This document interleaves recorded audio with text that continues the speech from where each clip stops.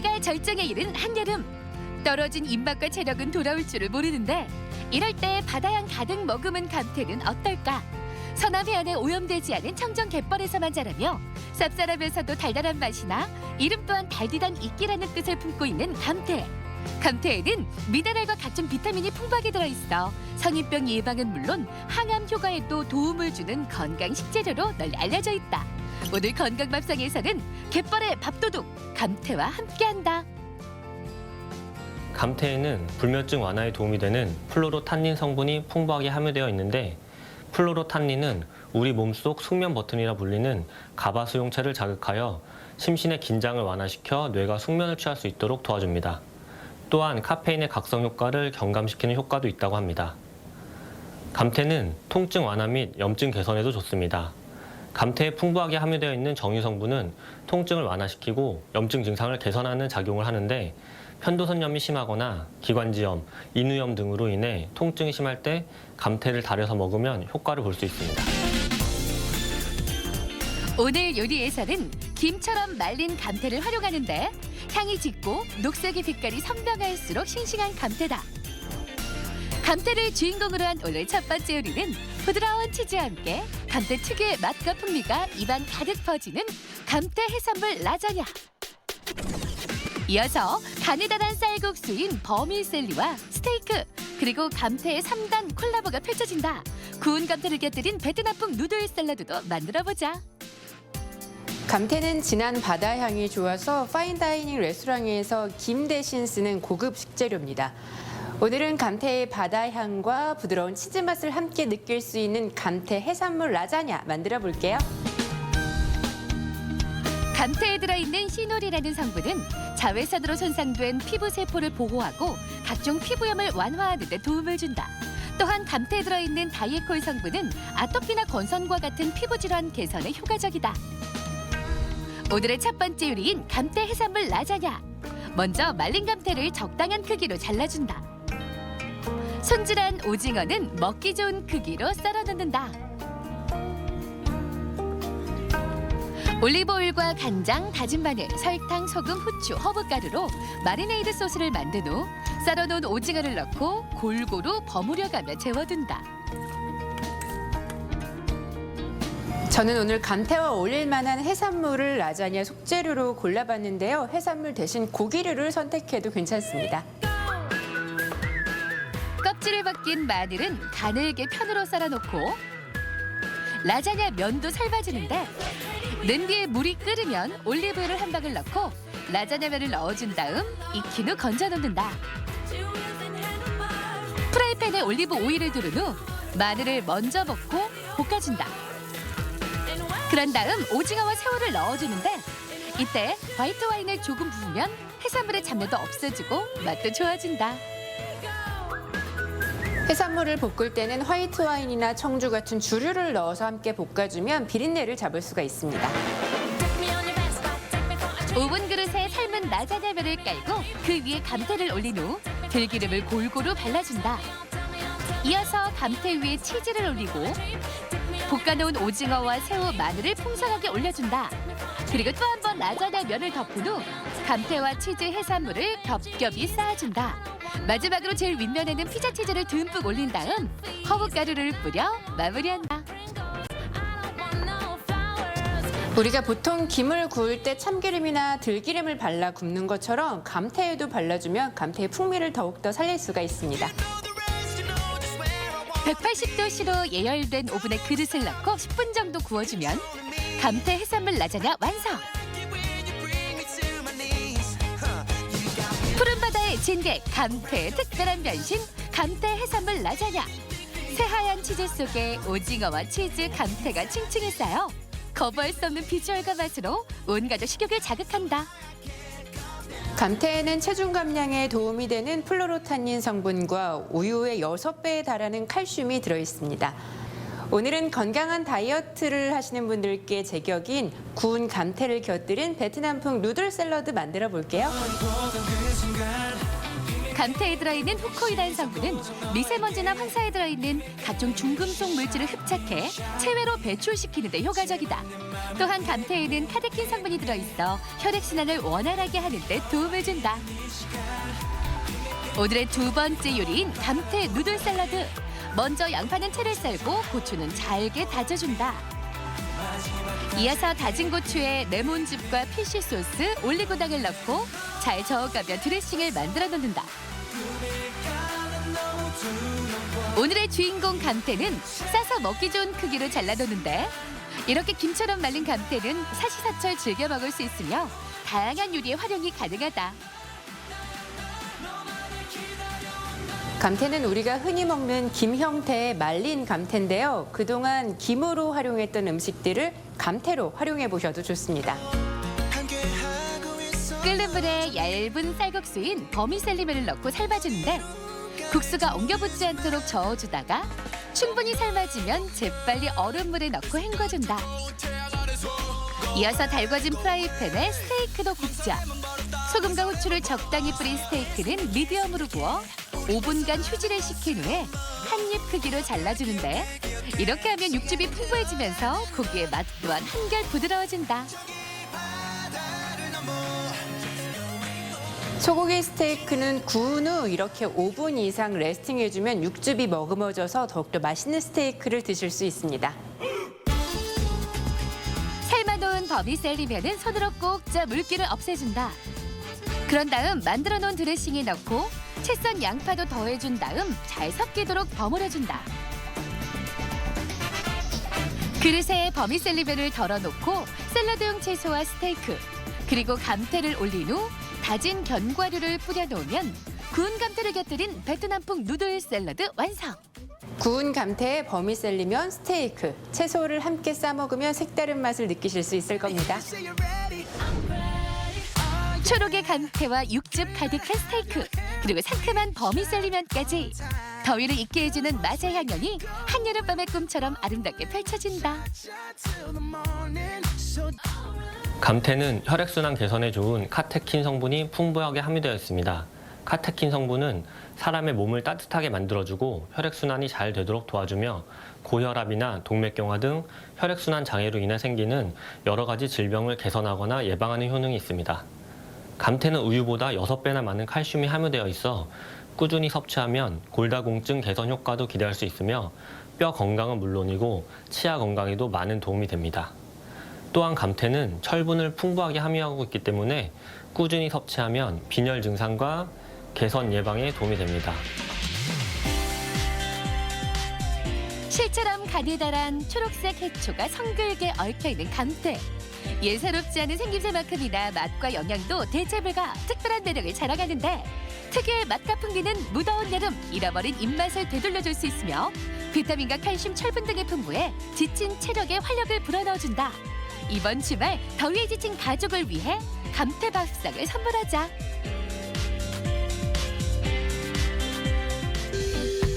건강 플러스 인사드립니다. 안녕하세요. 김경섭입니다. 안녕하세요. 임보라입니다. 네. 자, 우리 몸에서 노화가 빨리 찾아오고 외부 자극에 쉽게 손상되는 기관 하면은 눈을 빼놓을 수가 없습니다. 특히 40대에 접어들면 노화가 빨리 진행이 돼서 노안도 그만큼 빨리 찾아오는데요. 그렇기 때문에 평소에 눈 건강을 위한 생활 습관에 우리가 더 신경을 써야겠죠? 맞습니다. 눈 건강을 지키기 위해서는 무엇보다 자외선 차단이 가장 중요한데요. 우리 눈이 자외선을 쬐게 되면 노안뿐만 아니라 이 백내장 그리고 황반 변성까지 질환이 일어날 수 있습니다. 자, 때문에 계절에 상관없이 계속해서 선글라스를 껴주는 것이 좋고요. 눈에 좋은 비타민 A나 루테인 그리고 제아잔틴 같은 영양소는 우리 몸이 스스로 만들 수가 없기 때문에 계속해서 섭취를 해주는 것이 좋겠습니다. 그렇습니다. 또한 주기적으로 눈을 10분 정도 쉬어주면서 눈을 깜빡깜빡거리거나 아니면 상하 좌우로 눈 스트레칭을 해주는 게 눈 건강에 도움이 된다고 합니다. 이렇게 하면은 눈도 촉촉해져서 안구 건조증 예방에도 어느 정도 효과가 있다고 하니까요. 네. 평소에 눈 건강을 위한 생활 습관 잘 실천해 보시면 좋겠습니다.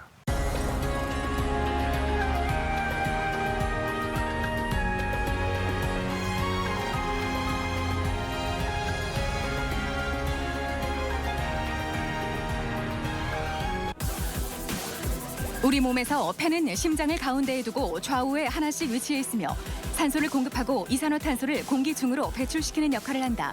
이렇듯 생명 유지에 필수인 폐에 생기는 악성 종양을 폐암이라고 하는데 폐암은 폐 자체에서 발생하기도 하고 다른 장기에서 생긴 암이 폐로 전이되기도 한다. 폐암이란 폐나 기관지에 발생하는 악성 종양입니다. 폐암을 일으키는 원인은 가장 대표적인 원인이 흡연입니다. 하지만 직접적인 흡연을 하지 않아도 간접 흡연에 의해서도 폐암이 발생되고요. 그 다음에는 대기오염, 분진, 발암물질이 많은 직업, 유전적 요인에서도 폐암이 발생할 수 있습니다. 폐암의 발병률은 전체 암 중 세 번째로 많은데 조기 발견이 어려워 사망률이 전체 암 중 1위에 달하며 5년 생존율도 30% 정도밖에 되지 않는다. 최근에는 비흡연자나 여성에서도 폐암 발생률이 높아지면서 조기 검진에 대한 중요성이 더욱 강조되고 있는데 오늘 TV 주치에서는 가장 위험한 암인 폐암에 대해 자세히 알아본다. 네, 이 폐암은 사망률 1위라고 하지만 의학계의 많은 노력으로 최근에는 진단과 치료에 있어서 발전을 거듭하고 있다고 합니다. 특히 지난해 7월부터는 국가 건강검진 대상에 포함이 돼서 조기 발견의 기회가 늘었다고 하죠. 맞습니다. 만 54세에서 74세 남녀 중에 하루에 한 갑씩 30년 이상 흡연을 한 사람들이 대상인데요. 2년에 한 번씩 국가 검진을 받을 수가 있다고 하네요. 네, 이 폐암 조기 발견이 중요한 만큼 적극적인 대처가 필요하겠습니다. 그래서 오늘 이 폐암에 대해서 좀 더 자세히 살펴보죠. 도움 말씀을 위해서 건양대학교 병원 흉부외과 김영진 교수 나오셨습니다. 안녕하세요. 안녕하세요.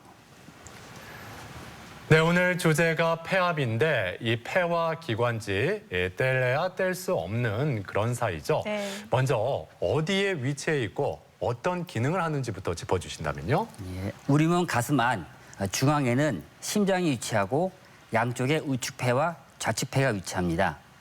폐에 공기를 공급하는 통로가 기관지입니다.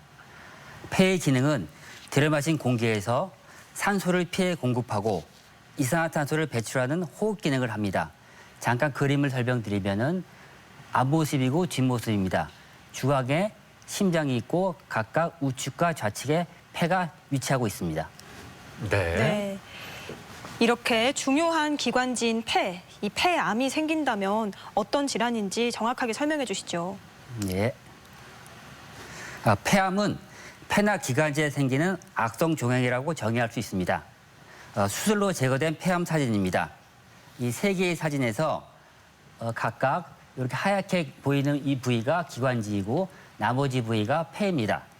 왼쪽의 첫 번째 그림은 기관지 옆에 생긴 폐암을 보여주고 있고 오른쪽 두 가지 사진에서는 각각 폐에 생긴 암을 보여주고 있습니다. 네. 그렇다면 이 폐암, 다른 암과 비교했을 때 그 발병률이 어느 정도일까요? 국내 폐암 발생률은 2017년 국가암등록 통계를 보면 전체 암 중 위, 대장암에 의해 세 번째로 발병률이 높습니다. 성별 발생률은 남자가 두 번째, 여자가 다섯 번째로 보고되고 있습니다. 예. 네. 발병률은 전체 암 중에 네 번째로 많지만 사망자 수는 제일 많다고 들었거든요. 사망자 수에 대해 좀 짚어주실까요? 네. 이 슬라이드에서 보여주듯이 2018년 통계에 의하면 다른 암에 비해 폐암의 사망자 수가 가장 많은 것으로 보고되어 있습니다. 네. 아무튼 그 사망률 1위인 이 폐암. 일단 폐암 하면은 가장 먼저 떠오르는 게 이 흡연이거든요. 네. 이 폐암을 일으키는 원인들 좀 더 자세히 설명을 해주신다면요. 네, 가장 정확하게 짚으셨고요. 여러 가지 원인이 있습니다. 예. 근데 폐암의 가장 중요한 원인은 흡연입니다. 그 외에 대기오염, 미세먼지 등의 환경적 요인, 성면, 비소, 카드뮴 등의 직업적 노출 또는 유전적 요인, 방사선 그리고 간접 흡연에 의해 폐암이 발생된다고 보고되어 있습니다. 이 간접 흡연으로도 내가 담배를 안 피더라도 충분히 폐암을 일으킬 수 있는 원인이 되는군요. 예, 간접 흡연도 중요하고 예. 또 최근에는 3차 흡연이라고 그래서 예. 간접 흡연은 아시다시피 본인이 안 펴도 다른 사람이 피는 연기를 맡는 것이 간접 흡연이고 예. 3차 흡연은 그 핀 담배가 우리 옷이나 네. 또 머리카락 이런 커튼 같은 묻잖아요. 예, 예. 그걸 냄새 맡는 것을 3차 흡연이라고 얘기합니다. 어. 3차 흡연도 상당히 폐암 발생률을 높게 하고 있습니다. 그렇군요. 네. 예. 폐암과 담배가 참 뗄 수 없는 관계인 것 같은데요. 심지어 담배 소비와 폐암의 어떤 상관관계를 보여주는 자료까지 있다고요. 예, 전체 폐암의 약 70%가 흡연과 관련이 있습니다. 이 표에서 보여주듯이 우리나라에서도 흡연율 상승 약 25년 후에 폐암 사망자 수가 증가함을 알 수 있습니다. 네, 그렇군요. 아무튼 이 폐암의 주요 원인 흡연인데 이 폐암도 여러 가지 형태로 나타나지 않겠습니까? 분명 종류가 나뉠 텐데 예. 어떻게 나눠볼 수가 있을까요? 여러 가지 많은 종류가 있습니다. 예. 하지만 대표적으로 살펴보면은 폐암의 종류는 조직학적 분리로 크게 비세포암과 소세포암으로 나뉩니다. 그리고 기타 폐암이 있는데 비소세포암은 담배와 직접 연관이 많은 평평산폐암, 그리고 담배와 연관이 없고 비흡연제에 많이 생기는 선암 등으로 나눌 수 있습니다. 그에 반해서 소세포 폐암은 뭐 좀 약간 다른가요? 예. 이렇게 조직으로 나눈 이유는 치료도 다르고 예후도 다르고 여러 가지가 다르기 때문에 나눈 겁니다. 예. 어떤 식으로 좀 다른지 예를 간단하게 들어서 설명해 주신다면. 비소세포암 같은 경우는 비교적 치료를 할 때 수술적 치료를 잘할 수 있는데 소세포암 같은 경우는 진단 당시에 많이 진행이 되기 때문에 예. 수술적 치료를 하지 못하고 항암 치료하는 경우가 많은 암입니다. 그렇군요. 네. 예.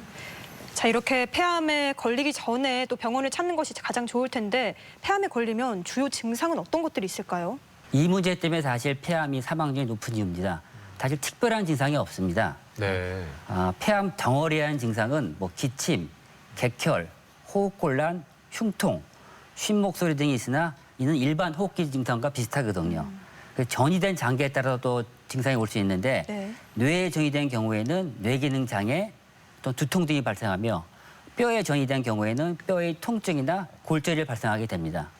또 그 폐암에 의해서 특정 호르몬이 분비되어 여러 가지 증상이 나타날 수 있으나 이는 전문의 판단이 요구되는 상황입니다. 네.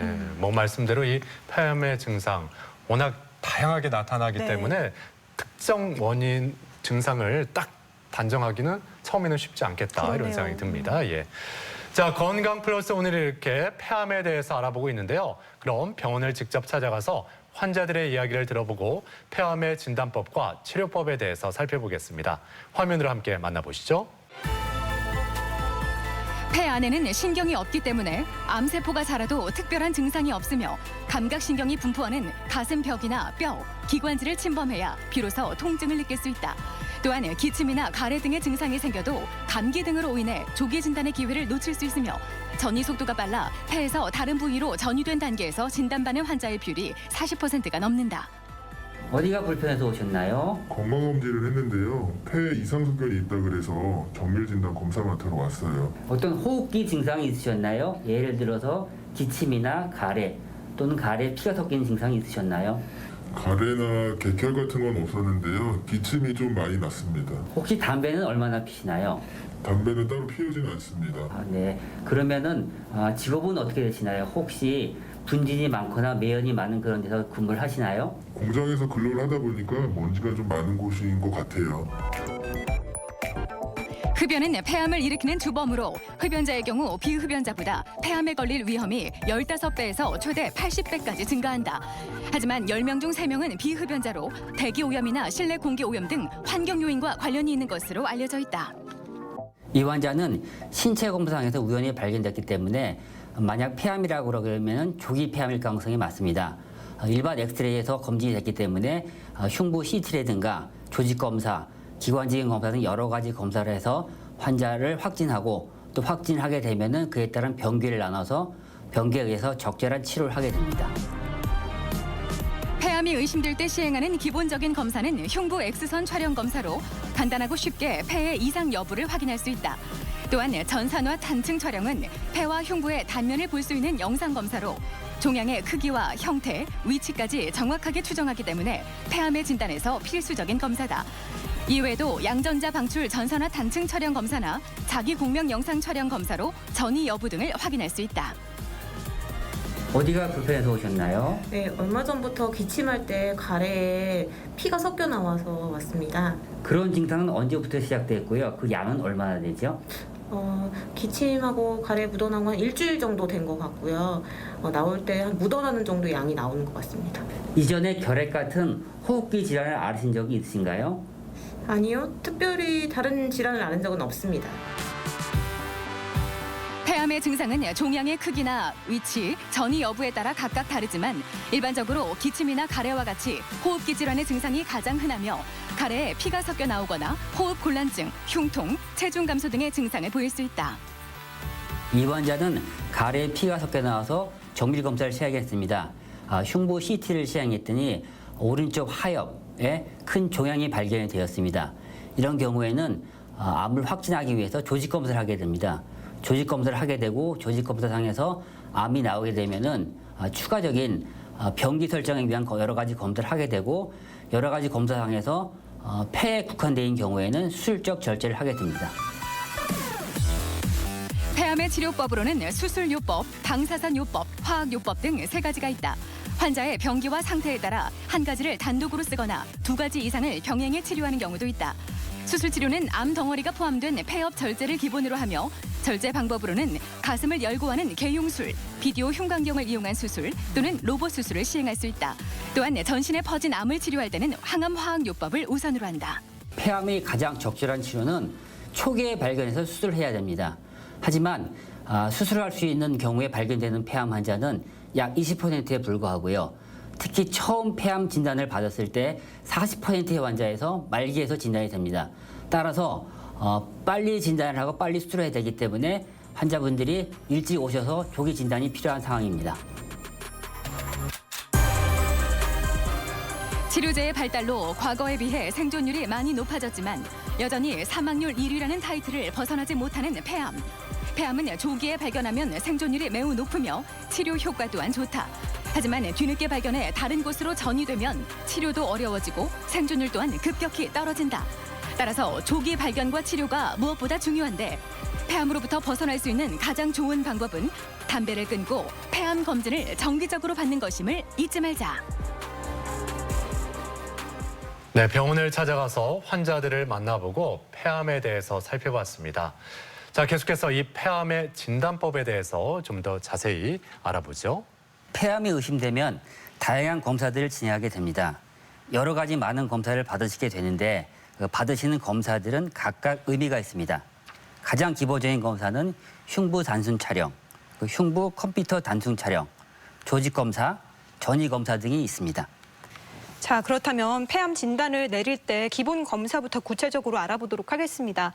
기본 검사는 어떻게 이루어지나요? 폐암의 기본 검사는 이 사진에 보이다시피 흉부 단순 촬영, 흉부 전산화 단순 촬영, 가래 세포진 검사가 있습니다.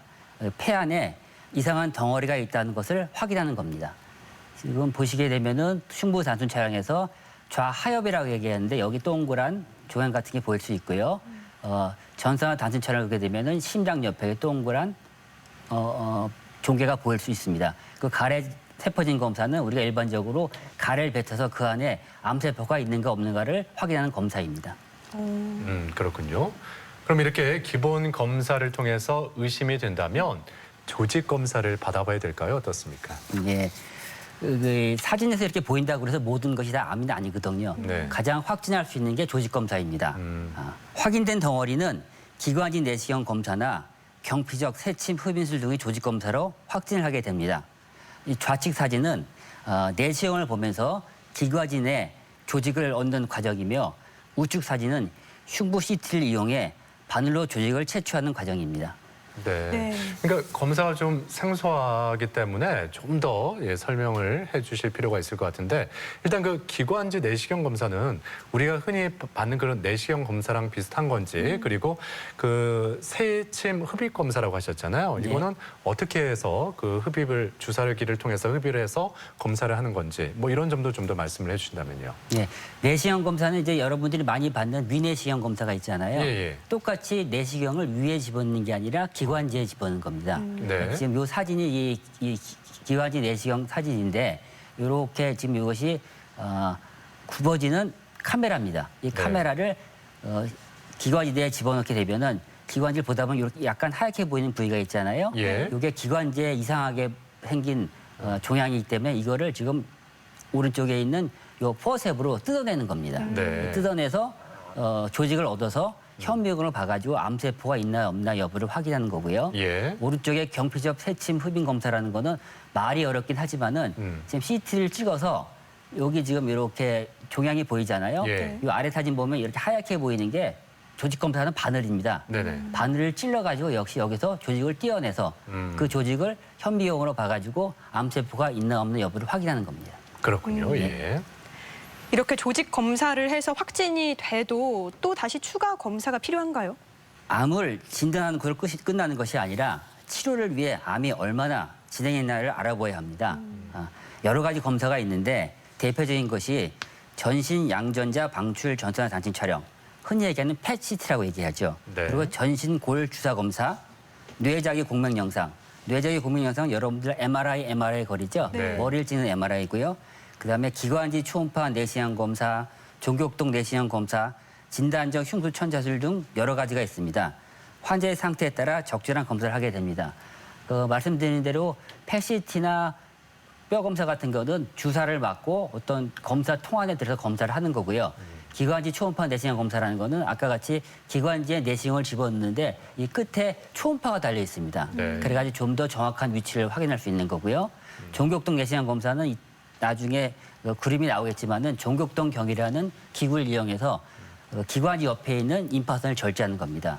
진단적 흉수 천사술이라는 거는 우리가 폐암 환자 같은 경우에도 흉수라고 해서 물이 차거든요. 예. 그래서 물을 뽑아서 그 물 안에 혹시 암세포가 있나 하는 검사를 하는 겁니다. 네. 그렇군요. 이렇게 병기 판정을 위한 추가적인 검사법들이 여러 가지가 있는데 좀 더 구체적으로 살펴보죠. 가장 대표적인 병기 판정을 위한 검사가 PET-CT입니다. 이 사진이 PET-CT를 보여주고 있는데 지금 까맣게 보이는 부위하고 이렇게 밝게 보이는 부위가 있잖아요. 네. 까맣게 보이고 밝게 보이는 부위, 이 부위가 암세포입니다. 뼈와 뇌의 전이 여부를 알 수 있는 전신 뼈 주사 검사와 뇌자기 공명 영상입니다. 좌측에 보이는 것이 전신 뼈 주사 검사고 우측이 MRI, 머리 MRI를 찍은 사진이고요. 이렇게 화살표로 보이는 까맣게 보이는 부위, 이렇게 보이는 부위들이 다 전이가 된 암 소견입니다. 네. 이런 전이가 경우는 됐군요.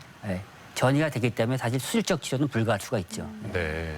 그 밖에 아까 말씀드렸지만은 기관지 옆에 임파선 조직 검사를 해야 되거든요. 그래서 아까 말씀드린 대로 기관지 내 초음파를 이용해서 하는 기관지 내시경 검사, 이부스라고 얘기를 합니다. 그리고 종격동경 검사라고 해서 이런 모양의 종격동경이라는 기구를 목 쪽을 통해서 기관지 앞을 집어넣어서 기관지 주위에 있는 임파선을 떼어내는 검사 방법입니다. 네. 네. 굉장히 그 병기 판정을 위한 다양한 검사법들이 있는데 환자에 따라 뭐 이게 좀 다르겠지만 이 검사법들을 다 하는 건 아니죠? 예, 그 다 환자에 하는 건 따라, 아니고 환자의 상태와 또 환자의 암 부위, 예. 위치에 따라서 각각 다른 검사를 하게 되고요. 하지만은 꼭 해야 될 검사들은 아까 얘기한 대로 PET-CT라든가 네. 아니면 MRI, 어. 뼈 촬영 등은 꼭 해야 됩니다. 그렇군요. 네. 예. 이번에는 폐암의 치료법을 알아보겠습니다. 어떤 치료법들이 있을까요? 폐암의 치료는 병의 진행 정도와 환자의 전신 상태에 따라 적절한 치료를 선택하게 됩니다. 치료는 크게 수술적 치료, 항암화학 치료, 방사선 치료로 나눌 수 있습니다. 최근에는 세 가지 치료를 함께 적절히 사용하는 다학제적 치료로 좋은 성적을 내고 있습니다. 국소 또는 국한된 폐암 환자의 경우 흉곽경이나 개형 수술을 주로 시행하고 진행된 폐암 환자의 경우 항암화학 치료나 방사선 치료를 하게 됩니다. 그러나 병이 진행이 아주 초기라 할지라도 환자의 전신 상태가 나쁘면은 수술을 할 수 없는 경우도 있고요. 폐암의 진행 정도에 따라 그렇게 치료법이 조금씩 달라진다 이런 말씀이죠. 예. 폐암이 국한되어 있거나 국소적으로 진행된 비교적 초기의 경우 수술적 치료의 대상이 됩니다.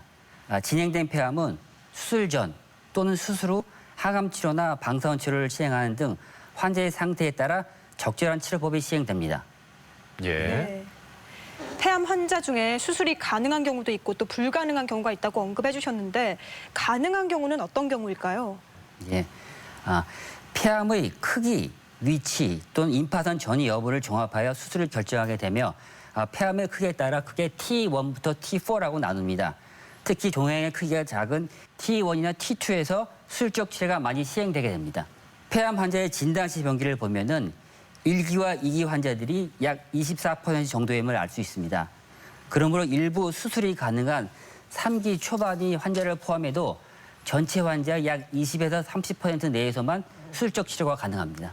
전문적인 용어가 좀 많이 들어있어서 살짝 어렵게 들리기도 하는데, 그러니까 결과적으로는 그러니까 3기 초반까지는, 3기 초까지는 이 수술이 가능하다 이렇게 이해하면 될까요? 어떻습니까? 예, 사실 병기가 우리가 아시다시피 뭐 1기, 2기, 3기, 4기 나뉘잖아요. 예. 더 정확하게 하면 1기, 뭐 전반기, 후반기 여러 개 나눌 수 있는데 네. 사실 폐암은 3기 초까지는 수술이 가능합니다. 근데 3기 후반이나 4기면 수술을 못 하느냐? 네네. 그건 아니지만은 네. 수술 쪽 치료를 했을 때 환자한테 이득이 안 되는 거죠. 다 퍼졌기 때문에. 그래서 예. 보통 저희가 3기 초까지 수술이 가능하다고 얘기를 하고 그렇게 진행을 하고 있습니다.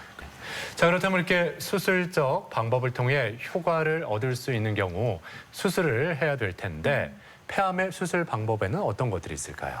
아까도 말씀드렸지만은 폐는 좌우 양측으로 나눠져 있고 우측은 3개의 폐엽, 좌측은 2개의 폐엽으로 나뉩니다. 제일 왼쪽 그림처럼 한쪽 폐를 전부 절제하는 것을 전폐 절제술, 그리고 폐의 일부, 폐엽을 절제하는 것을 폐엽 절제술, 그리고 폐 일부를 떼어내는 것을 폐구역 절제술 또는 폐쇄기 절제술이라고 합니다. 폐암의 위치와 크기 등에 따라 가장 적절한 수술 방법을 선택하게 되는 거죠. 수술 방법은 개영술과 흉곽경 수술을 통해 폐 절제술을 할 수 있습니다. 개영술은 지금 사진에 보이시는 것 같이 약 20cm 정도의 피부 절개를 하고 갈비뼈를 이런 기구로 벌립니다. 벌려서 폐를 직접 눈으로 보고 하는 수술이며, 흉곽경 수술은 갈비뼈 사이에 흉곽경과 내시경 수술기구를 넣어서 수술을 진행하는 방법입니다. 지금 이 사진을 보시게 되면은 이게 흉곽 내시경 수술 사진이고 갈비뼈 사이에 기구를 집어넣은 모습입니다. 그러므로 한 개에서 서너 개의 작은 상처로 수술이 가능합니다. 따라서 이 개영술에 비해 통증이 적고 회복 시간이 빠릅니다. 그리고 최근에는 폐암 수술에서도 로봇이 사용되고 있는데 널리 사용되고 있는 것이 다빈치라는 로봇입니다. 여러 개의 팔이 달린 로봇을 이용하게 되는데 입대 집도인은 로봇 옆에 위치한 조정관을 조작하여 로봇을 움직입니다. 로봇 수술은 흉곽경 수술보다 좋은 시야를 확보하고 세밀한 수술이 가능한 장점이 있지만 아직까지 폐암에서는 일부 제한적인 환자에서만 시행할 수 있으며 의료보험 적용을 받을 수 없는 단점이 있습니다. 자, 그렇다면 이렇게 수술을 하고 난 뒤에 병기에 따라 예후는 어떤가요? 예, 폐암의 예후는 1기를 하더라도 5년 생존율이 약 60에서 80%이며 2기는 약 30에서 50%의 완치율을 보입니다. 즉 수술이 가능한 초기 폐암 환자들에서 생존율이 높습니다. 초기에 발견이 늦으면 수술이 불가능할 수도 있습니다. 네. 그러니까 초기에 발견해서 그 폐암, 암덩어리를 떼어내는 게 가장 효과도 좋고 예후도 좋다 이런 말씀인데, 예. 근데 그렇게 우리 폐를 떼어내도 이게 앞으로 이렇게 호흡하면서 생활하는 데 있어서 전혀 문제는 없는 건지 이런 점도 궁금합니다. 지금 말씀드린 거는 이제 진단을 할 수 있는 여러 가지 검사 방법을 말씀드렸는데 예. 그 진단을 해서 수술할 수 있는 병기가 확인이 되면은 예. 사람 신체에 제일 중요한 심장과 폐 기능 검사를 또 하게 됩니다. 네. 초기 환자라 그래도 예. 폐 기능이 너무 안 좋거나 심장 기능이 안 좋으면 수술할 수가 없는 거죠. 아, 그렇군요. 예. 자, 그렇다면 일상생활에서 이 폐암을 예방하는 게 또 중요할 텐데 뭐 예방법 가장 중요한 거 금연 아니겠어요? 그쵸. 예. 이 예방법에 대해서 더 말씀을 해주신다면요. 근데 사실 모든 병이 예방병이 참 평범하지만 되게 힘들거든요, 사실은. 네. 그래서 이렇게 어려운 치료가 있는 폐암도 안 걸리게 예방하는 것이 가장 좋은 방법이고요. 말씀드린 폐암의 가장 큰 원인은 흡연을 하지 마시고 또 간접 흡연을 피하고요. 네. 자갑장내 안전 수칙지키고 규칙적인 운동, 적절한 식생활 습관, 그리고 정기적인 건강 검진을 하시기 바랍니다. 특히 고위험군인 경우 건강 검진 시 폐 저선량 전산화 단층 촬영을 권해드립니다. 여기서 이제 폐 저선량 전산화 단층 촬영이라고 그러면은 역시 말이 어려운데 네. 폐 CT랑 똑같은 겁니다. 단지 우리가 폐 CT를 찍게 되면은 많은 양의 방사선을 맞게 되기 때문에 사실 방사선을 많이 맞으면은 또 그것 때문에 암이 생길 수가 있거든요. 예, 예. 그래서 검사 목적으로는 방사선 조사량이 적은 시트를 찌게 됩니다. 그 네. 방사량 조사량이 적은 시트가 바로 저선량 전탄화 단층 촬영 검사입니다. 네.